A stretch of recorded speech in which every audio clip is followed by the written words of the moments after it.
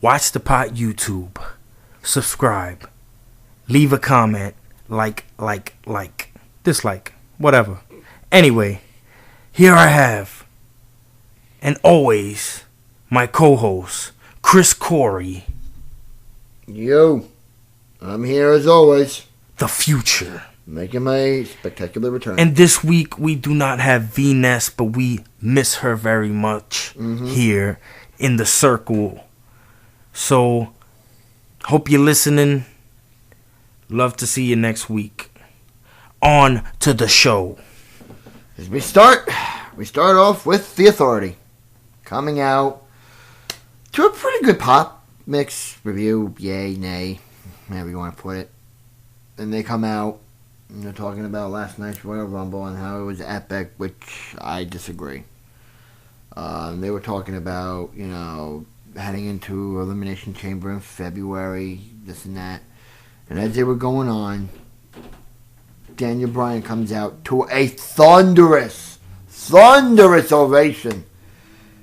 With the ovation, you heard, yes, yes, yes. And then Daniel Bryan chants. He's calling it now the Yes Movement.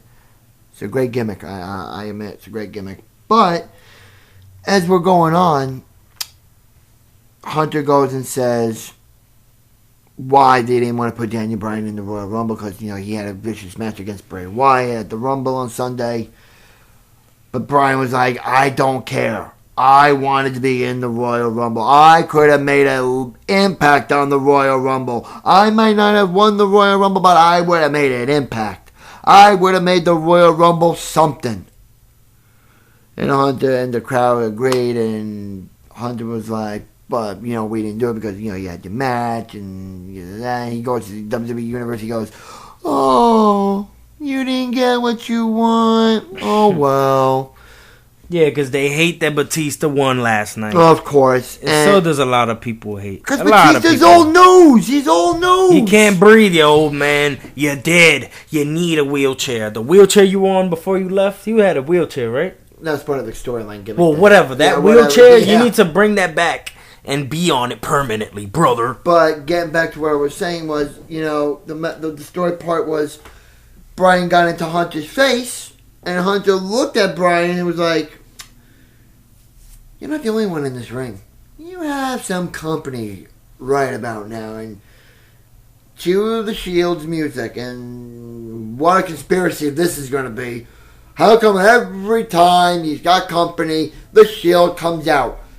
They're doing the dirty work for the Authority. You got to know that. And it was going to be a massacre, a 3-on-1 onslaught. But Sheamus came out, and then Cena came out, and it was just like even Steven, and it was announced after that Cena, Sheamus, and Orton, and Bryan, my mistake, would go against the Shield, and the winning team would go in qualify for the Elimination Chamber match in February. More about that as we go along. Alex? My favorite part is pretty much any time Triple H comes out and becomes an asshole that he is. That was a nice He knows you're pissed off. I like that. Of course. Daniel Bryan is doing what he's supposed to do. I like it. I like it so far, man. It's going good. The qualifying match was exciting to hear about because it's like, okay, we're heading into something now. Like, that's pretty cool. Imagine the Shield. I know Chris was predicting the Shield was going to win that one. Yeah, we'll get into that a little bit later. But that's pretty cool that the match actually happened. Yes. It gave the fans... Because I wasn't expecting that as a fan. No, I wasn't expecting that. So I'm just going to move on to the next damn thing. Rey Mysterio and Sin Cara versus the Real Americans. We, the people! With Zeb Coulter coming out with a sign saying, look what popped in, 2-match man. Now the El Gato dropped in and you weren't deportado. I'm like, oh my God, enough already. Let's continue farting as we go along. Bod knows Barrett. Who I think is going to have a feud with The Miz down the road. Either at Elimination Chamber in February or in or in the Superdome in New Orleans in April. And that leads to fun. You know the rest. Yeah, of course. With Summer Rae coming out doing a little Denzity dance. Then R-Truth comes out doing the little Denzity dance with his man's Xavier Woods. What's up? What's up? Who I must say has shown a lot over the last couple of weeks. Who, Xavier Woods? Yes. I find them not interesting, but maybe he'll change my mind. Next. What was after Randy came out and started complaining? What happened, Chris? Dave Batista came out to a thunderous boo, and one thing that caught my mind, Alex, was the sign that Batista pointed to was Bootista. Boo! Like he got last night, the night before, at the pay-per-view. Oh, people knew he was gonna win, and they were resenting him. And I'm gonna go into a reason. I'm gonna go into why there was that sign Bautista in a little bit.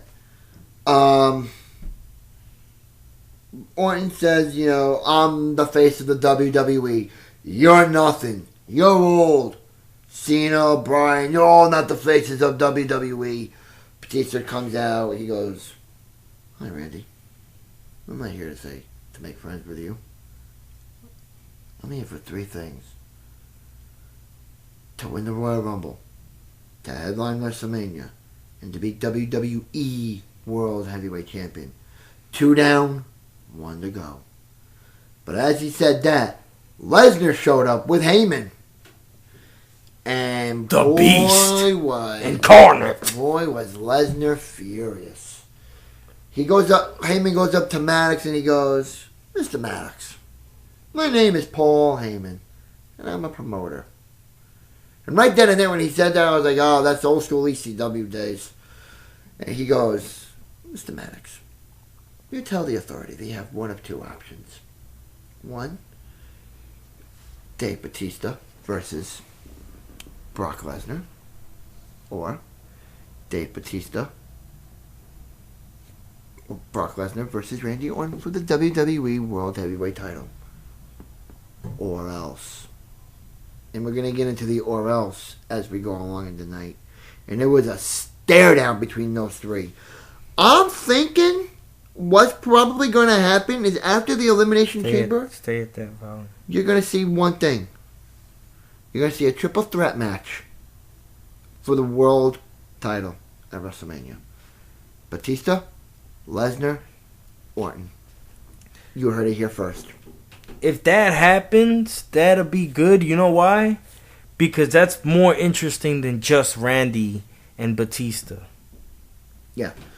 But let's put into one other opponent here that could be into the mix.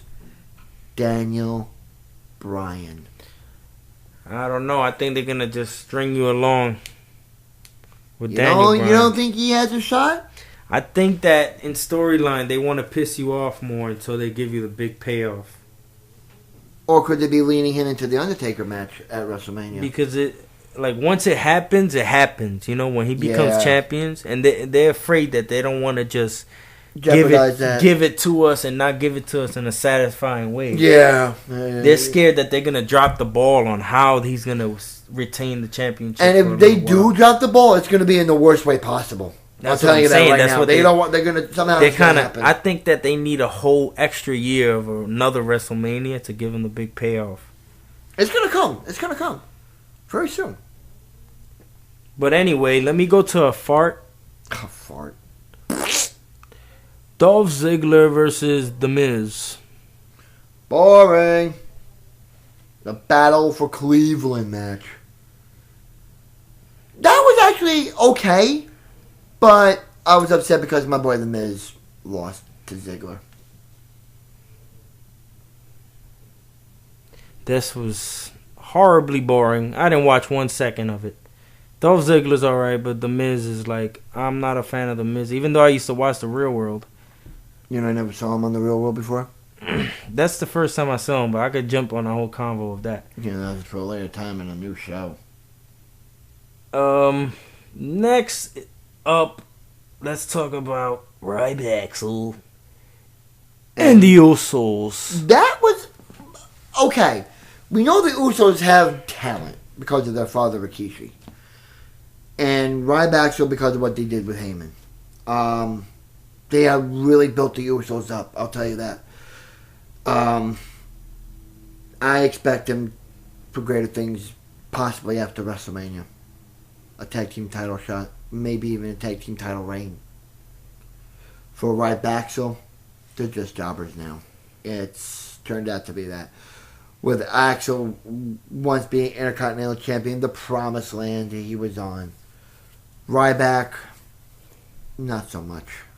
But the end result was the Usos getting the win and doing a dance with, like their father did, which was good to see. But it was an okay match. It wasn't all that.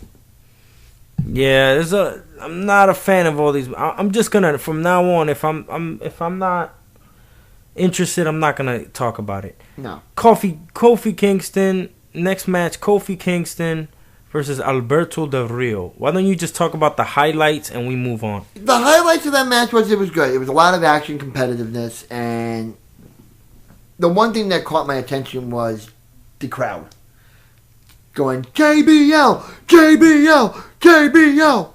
And JBL gets up, does his pose, and Del Rio went over the ropes. He talked something in Spanish. I don't know what he said. But he told Del Rio, JBL in Spanish, probably to sit down. I don't know. But then skipped it. But then they chanted Lawler, Lawler, and a slight Michael Cole chant nonetheless too. But the end result was Alberto Del Rio locking in the patented cross-arm breaker for the win. Then we go to the rematch for the WWE Tag Team Champion. We start with the Outlaws and they come out. Road Dogg goes, ladies and gentlemen, boys and girls, children of all ages, tonight D-Generation X proudly brings to you, it's now 6-time WWE Tag Team Champions of the World! The Road Dogg Jesse James, the Badass Billy Gunn, the New Age Outlaws, and Billy Gunn does his pop. Out comes If you're not down with it, we got 2 words for ya! And the crowd chanted, suck it. So then the Rose comes out, and this was actually a really good match, I have to say. I honestly felt like that's going to be the last time they come out together. I don't know why. I don't know why, but I felt like that. You think so? You think that's going to be the last time you see them together? If not one of the last times. Really? Because I feel like them two fighting at WrestleMania would be awesome. Like the brother jealousy match, or this and that. You got this. You cost me an opportunity at the Royal Rumble. They could bring that up. Yeah, and also just like I should have got, like I sacrificed my job for you, all the past stuff. How about they do this? If you think they're going to do that at WrestleMania, right? How about they do this? Rhodes versus Rhodes. Dustin versus Cody, right? The loser is fired from WWE. That would be cool. Never do work again for the WWE. That could happen. I'll go for that. That could happen. So what do you think about the match itself? Good match. A lot of action. But the one thing that really got me was Brock Lesnar making an appearance yet again as he always the Beast incarnate. Yeah. And Heyman told the WWE Universe, you didn't give us an answer, so I'm going to give you an answer. Apparently the Authority chose option number 3. That Brock Lesnar will not face anybody. Lesnar was pissed. Took out his frustrations on Cody and Dustin like he did to Big Show Sunday at the Rumble. So disqualification. New Age Outlaws are the new heels. Yeah, like it's just kind of like they're in a good role and they lost in a DQ. It's good. Fuck it. They're gonna start bringing them down a little bit. They were on top of the mountain. They were hyped. They were on top of the world. They had a good streak going on since October. I'm not gonna deny that. They were good tag team champions. I'm not gonna deny the fact about that. But now it's time for new blood. well, if you want to call it new blood for those who haven't seen the Outlaws, but to me, it's old blood because the Outlaws, I remember them from the Attitude Era. But now we're going to go into the next segment. My favorite, the Divas. We had the cast of Total Divas, AJ, not AJ, it was the Bellas, the Funkadactyls, Oksana versus AJ, Oksana, Tamina, and Alicia Fox. I always loved the Divas. It was good. A lot of booty shaking, nonetheless, by Naomi and Cameron. Dioma. Anyways, that was nice.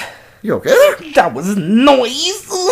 Anyways, that was a good match. I always enjoy the And Divas it match. ended up with Naomi getting the win with the rear view, my favorite move. Booty to the face. I always say, booty shaking is a good booty shaking is a good booty shaking earned. Not to go past the match, but it was a fast match, so we're gonna move on. But let's now talk about the Hall of Fame. Oh, the Hall of Fame, they announced it. The first one was who? The Ultimate Warrior. Many kids in the 80s fan. Number one, I know a couple guys that grew up watching wrestling that they loved the Ultimate Warrior. Oh yeah, Warrior So was good. Ultimate Warrior is number one. Who we got at number two? I'm The going to leave Snake. Chris Corey to announce it. The Snake, Jake. who made a return. The Snake Roberts. Who made a return on Old School Raw. Was it Old School Raw? Yeah, Jake the Snake came on Old It School. was Old School Raw. Thank you. I had to remember that for a second. It was Old School Raw that he made the return. And he came to a good hand. And when the news broke that he was going to go into the WWE Hall of Fame, I said it was well deserved. This guy changed his life around to be what he is from from his drugs, his alcohol problems. He was a great wrestler in the 90s. I'm not going to deny that. With his Snake Damien. Okay, he revolutionized what the WWE was back then in the 90s. And for him to come back to what he looked like now, he looked amazing. And I gotta say, kudos to you, Jake Roberts, for changing your life around. Thank you, DDP, for making that possible. And I am very happy to see that Jake Roberts is going to be a part of the WWE Hall of Fame. It is a well-deserved honor for Jake Roberts. Clap. Jake the Snake Roberts is a legend. For shout-out. So let me get into the main event for the Elimination Chamber qualification match. Here on one side, we got The Shield dominating heel tag team, also single competitors Oh, hell yeah. in their own rights. Mm-hmm. So here we have that on one side. And the next side, we got John Cena. You can't see me, mother flounder. The lame. Okay, now we got Sheamus, his first real match back. Since July's Money in the Bank pay-per-view. And we got everybody's favorite yes man. The man, Daniel Bryan. So, what you think about the match, man? Good match. Very good match. It was back and forth as it always is between the Shield and whoever they fight. They know how to put on a fight, the Shield. It was really, really good. A lot of epic moments in that match. But the one thing that got me was near the end of the match. The Wyatts. Oh, let me stop you there. Before the good stuff, let me talk about the Superman punch to the Super Cena. I love that move now. Superman punch to Super Cena in the face. I love that move. Oh, that move is amazing. Feel the bass. That's something you see out of a movie, the way he does that. He hits the ring, goes, and then he just does that Superman punch. I mean, it's amazing. Where does he get the strength to do that? I feel like he's like the Ultimate Warrior of today. Roman Reigns. Like, he doesn't need to talk much. He just needs to show he's powerful and come out and Yes. just wreck it. Yes. That's all he needs to do is be like that type, not like his whole gimmick, but like the power look, the way he was looked at. Like he comes out just to wreck it up, just fuck it up. And you know, I would love to see him break away from the Shield soon, so they can give him a shot at singles competition. And I think he's gonna kill it in the singles division. He's gonna kill it. He's got the strength, he's got the ability, and he's got the talent to do it.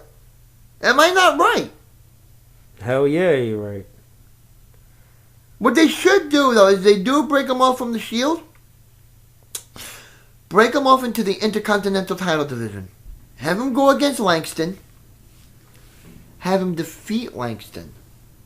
Work the way up the ranks in the WWE. You know what I'm saying? Yeah. Then after that, you have him maybe go after the United States title. You know what's my opinion about what you just said? Not even about Raw, but about what you just said. What's that? I already heard that they're going to unify the United States and the Intercontinental Championship. When are they going to do that? I heard that they're considering it. Oh my and God. you know what? If that happens, if they're going to go that route, I picture Dean Ambrose versus Biggie Langston, right? Right. Dean Ambrose beats Biggie Langston. Gets the Intercontinental and the U.S. title. Exactly. Becomes a show-off, becomes more arrogant than he is already. Of course. And then Roman Reigns comes and takes it from him. Yes. That'd be the best case scenario. Oh, that would be awesome. Because that'll show that he's the one from the Shield to be respected. And what other place to do it? Not the Elimination Chamber in February, but do it in the Superdome in New Orleans. That'd do it at be really WrestleMania. cool. That Roman Reigns gets the double belts at WrestleMania. And you break him off from the Shield and watch the reaction he is going to get. Woo, making me shiver. He is going to get a reaction. I like Roman Reigns. I started to like him. He's the new star, man. Him and Bray Wyatt are the new stars. Speaking of what you said, Roman Reigns and Bray Wyatt in the same ring, basically disqualification. Yeah. Because of Bray Wyatt always interrupting. But what got me, though, which I disagreed, is it should have been a double disqualification. It should have been. They gave it to the other team. Why? I don't know. Why? I don't know. But in my opinion, Alex, it should have been a double disqualification. They should have been. They should rematch it. They should do some bullshit on Raw next week and just be rematch. Because that wasn't cool. They should say no disqualification this time, and then this time it really counts. But here's what's going to happen. According to my source that I was looking at earlier, you're going to see something like that. An Elimination Chamber, you're going to see the Wyatts in the Shield. Ooh. And I mentioned that earlier. I mentioned that earlier on our other show. Versus the Shield. Now watch. That's going to have implications. You know what's really cool about that? It's heel versus heel group. You don't see that in the WWE. That's never even happened, has it? It's happened a couple of times. Like heel on heel, 3-on-3? Yeah, it's happened a couple of times. I can't even think. Heel on heel, 3-on-3? I could have sworn. And they're both that hot?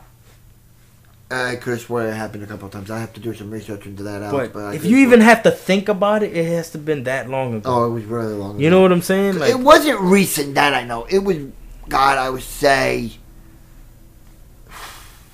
during the Attitude Era. Maybe a little after the Attitude Era. When maybe everyone in DX had a belt? Yes.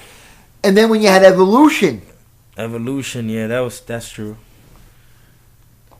You had Evolution holding the World Heavyweight title, the Intercontinental title. But it's kind of different. You know why? Because these guys, they're kind of hot in their own rights. Triple H kind of brought them up. Yeah, kind of. Orton and Batista. Now, but these guys, they're hot because they're hot. Let me ask you this question. Who do you think is going to get a tag team title opportunity?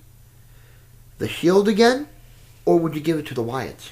The Shield is not going to be the tag teams anymore. They're done being. They're going to break up. They don't got time to be tag teams. So you're going to lead it towards the Wyatts? I don't think that the Wyatts are going to get the belts until after the Usos get it. Because you could also, what they could do they could. You're probably gonna have this at WrestleMania again. You're gonna have probably a Fatal 4-Way. After WrestleMania, maybe the Wyatt brothers will have the belt. Here's what you're gonna have. Here's what you're gonna do. WrestleMania. You're gonna probably see the Usos, the Outlaws, right? The Wyatts, and put the Real Americans in there. That'll be cool, but that's just getting my hopes up for something I don't think they're gonna do. It could work. Might not. It could work, but will they do it is the thing. I don't think. I don't think they will. That's the thing. It's just an idea that you could possibly throw out there for WrestleMania. Just fantasy booking. It's good to dream about it. It could come to a fruition. Just to like tease and just get someone in particular upset. When is the Undertaker coming back? Predictions without V-Ness here. Without my friend. Sorry, but we gotta stick it to you. Sorry, V. We gotta do this, sweetheart. Oh my God. He hasn't been back. We all thought he was coming back this Sunday. He hasn't came back. Scheduled. He was what the blood clot? Bong! He was rumored to come back Sunday. I was anticipating it, and so was Vanessa. I was too. So were you. I was invested that he was coming back. I think what's gonna happen is probably after Elimination Chamber. You're going to start seeing it. It has been confirmed, Alex, by my sources, that The Undertaker has agreed to do WrestleMania 30 in the Superdome in New Orleans in April. Now, the rumors are swirling around the WWE that it's either going to be Lesnar, Cena, Bryan, or Sheamus. Right now, the speculations are Taker versus Lesnar in what is now rumored to be Taker's final match. Man, oh man. If Taker's not back by the time Monday Night Raw comes to Brooklyn, on my birthday nonetheless, then I don't know when you're coming back, man. But he is scheduled to do WrestleMania, and I think you're going to hear this from me first. Vanessa, you're going to agree with me on this one. Elimination Chamber, the night after, I have a feeling you're going to start seeing him come back. It'll be cool, in my opinion. This is not a prediction. This is more of a fantasy booking for The Undertaker. The Undertaker, WrestleMania 30 versus Roman Reigns. That is never gonna. Because he has to get redemption from the Shield, and Roman Reigns, like, I know that that's not gonna happen because they're gonna go elsewhere. I'm just saying, in my fantasy head, it would be good. It would be a good match. It would be good because that'll make sense with he got jumped by the Shield the last time. That was about last year already on SmackDown. So I don't know that, but realistically, I'm thinking Lesnar. Yeah, that's what the WWE upper echelon are going with. They're going with Taker versus Lesnar, which I think is bad because we all know Lesnar is going to make him look crazy. And Taker's upper 40s, almost 50. He's about 46, I think. And Taker. I want to, every time I watch Brock Lesnar, I want him to destroy anybody that's in the ring with him. So if you're going to fight The Undertaker could still win. That's cool. Make it Hell in a Cell. But you gotta destroy The Undertaker. The only way you're gonna do that is if you put his career on the line. Do what they did with Ric Flair. Do what they did with Shawn Michaels. Do what they did with Triple H. Put the career on the line. You're gonna put the best out there. And if this is rumored to be Undertaker's final match, they could do They could do it two ways, Alex. The career's on the line. Lose and you're out. Right? Put him into the Hall of Fame. Then you know he's really leaving. Yeah. If you put him in the Hall of Fame, I'll be like, this is for sure. And I bet you they're going to do that. I wouldn't doubt it. Vanessa's going to have something to say about that. She's going crazy. She's going crazy. Vanessa, we love to hear your opinions. Just like you. Anyway. We love to hear your opinions, Vanessa. Please let us know what you think about your boo, the Dead Man. Thanks a lot for listening. That's the end of our Raw review. Check out the pay-per-view one we just did. That one was great, too. We love doing this shit. We do it for free. We do it for fun. We do it for no you. No profit. We do it for whoever cares out there. WatchThePot.com. Watch the Pot YouTube. Subscribe. If you have any input, how We'd to love make to the hear show you. better, we do that, man. We try it out. We'd love to hear you. So, V-Ness, see you next week. Hopefully. And here's Chris Corey signing off. Keep it real, keep it raw. Yes, sir.